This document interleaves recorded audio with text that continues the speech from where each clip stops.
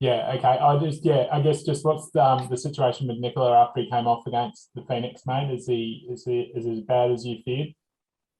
Yeah, unfortunately, there's something there. So it's something in the calf area. So he's going to be out, I think, for a little bit. So that's a big blow to us. But unfortunately, we have to expect this. With the short turnarounds, there's always going to be injuries. We can do our best in regards to trying to keep the boys fresh and recovered. But I think it was only 3 days, just on 72 hours since the game on Sunday. So hot conditions and a very dry pitch, and I think Nicola was probably one of those ones that have played a few minutes for us. So disappointing to lose him, but I think it's common across the league right now with most sides. There's always going to be a bit of collateral damage with players in terms of the schedule. I guess is he going to miss the game against Perth? Are we talking a few weeks here, or 1 week, or is it longer than just this weekend's game? I think with the calf, I don't think it's going to be just the one game. No. Yeah. Okay. I guess in terms of other team news, I guess we saw Luke on the bench for that Perth Glory game. Would he be a natural sort of replacement there up front? Well, frustrating with Luke, because he was only sort of cleared to play 15 minutes, and we were just about to bring him on, but then obviously Scott had the injury and had to come off. So, so I don't know where that leaves Luke in terms of match minutes for Sunday, but I don't think Luke's ready to start just yet. So I guess where does that leave you in terms of the team that you've got for the Glory? I mean, are you going to have to make a lot of changes from how you lined up against the Phoenix?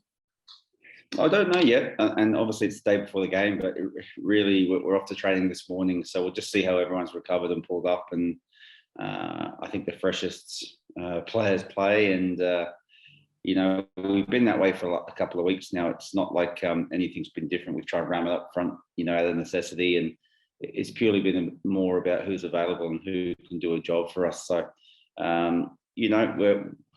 we're still fighting. We're still trying to compete. We're disappointed with the game the other day, but we know that the fine margins, if we can correct those, we're going to be competitive, and we expect to be competitive tomorrow with whatever squad we put out.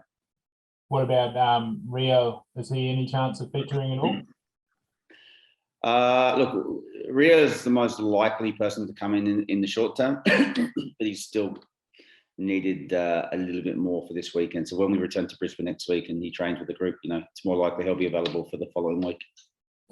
And Tommy, has Tommy even travelled? Is there any chance of him playing?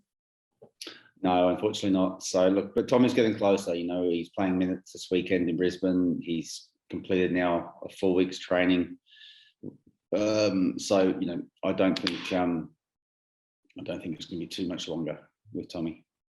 And I guess looking ahead to the game, first game for the Raw, official game. I think they played a pre-season game at Tassie before, but it's the first official competitive fixture in Tasmania. What's the feeling like within the group ahead of the game?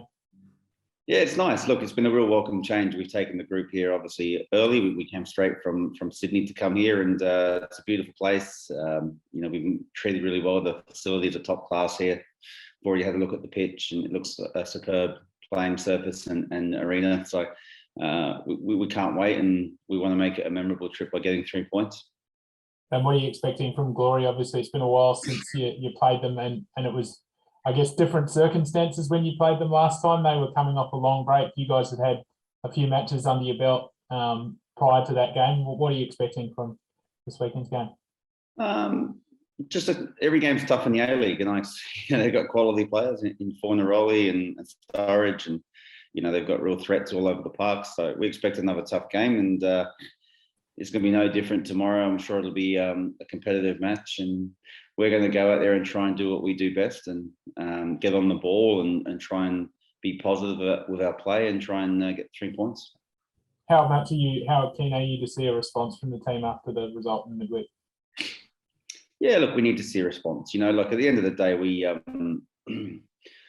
disappointed. It wasn't our usual performance against Wellington. But having said that, I think the game was really swung on some fine margins and some really key moments.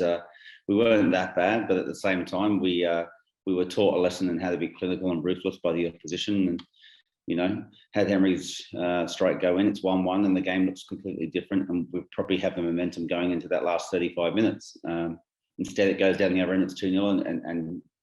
And I was disappointed with what happened after that in terms of their response. So, look, we're disappointed by that and we want to see an improvement and a response. But, you know, although the scoreline didn't reflect it, I feel like we're still in every game where we're competitive and we're still making those chances and moments to win games. It's now about correcting the small details at both ends, and that's the only way we're going to improve and find ourselves moving up the table.